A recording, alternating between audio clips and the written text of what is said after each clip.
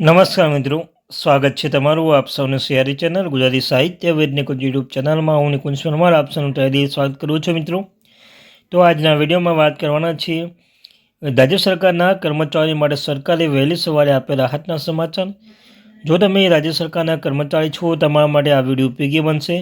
Video શરૂ કરતાં WhatsApp channel ટેલિગ્રુપ બંને બનાવે છે, લિંક પર ડિસ્ક્રિપ્શન મૂકું છું, અવશ્ય જોઈન થઈ જજો।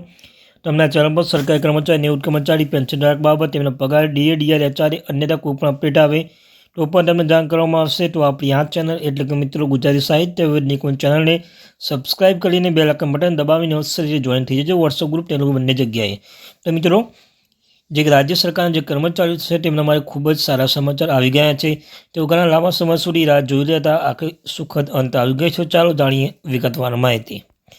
તો સૌપ્રથમ મિત્રો, રાજ્ય સરકારના સીધી ભરતીના લાગેલા વર્ગ 3ના કર્મચારીઓ માટે કોમ્પ્યુટર કૌશલ્ય સીસીસીની પરીક્ષા અને વર્ગ 1 અને વર્ગ 2ના સીસીસી પ્લસની પરીક્ષા પાસ કરવાની રહે છે।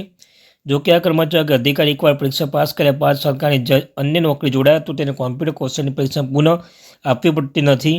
આથી સામાન્ય વહીવટી વિભાગ દ્વારા પરિપત્ર કરી આવા સરકારી નોકરીઓમાં અન્ય જગ્યા જોડાય તો તેને અગાઉથી પાસ કરેલી સીસીસી અને સીસીસી પ્લસની પરીક્ષાને માન્ય રાખવાનો નિર્ણય કર્યો છે। તો સરકાર કર્મચારી સીસીસી પ્લસની પરીક્ષા પુનઃ નહીં આપવી પડે, એકવાર પરીક્ષા પાસ કર્યા પછી ફરી નહીં આપવી પડે તેવું સામાન્ય વહીવટી વિભાગનો પરિપત્ર જાહેર કર્યો છે। વર્ગ 3ના કર્મચારી કોમ્પ્યુટર કૌશલ્ય માટે સીસીસી પ્લસ પરીક્ષા અને વર્ગ 1-2ના અધિકારીઓ માટે સીસીસી પ્લસની પરીક્ષા હોય છે। તો મિત્રો, રાજ્યના સરકારી કર્મચારીઓ માટે એક આજના સમાચાર મળી ગયા છે। સીસીસી પરીક્ષામાંથી મુક્તિ આપવામાં આવી છે, પુનઃ નહીં આપવી પડે આ પરીક્ષાઓ।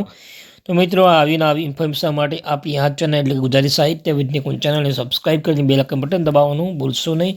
મળીશું એક નવા વિડીયો સાથે, ત્યાં સુધી થેન્ક યુ વેરી મચ।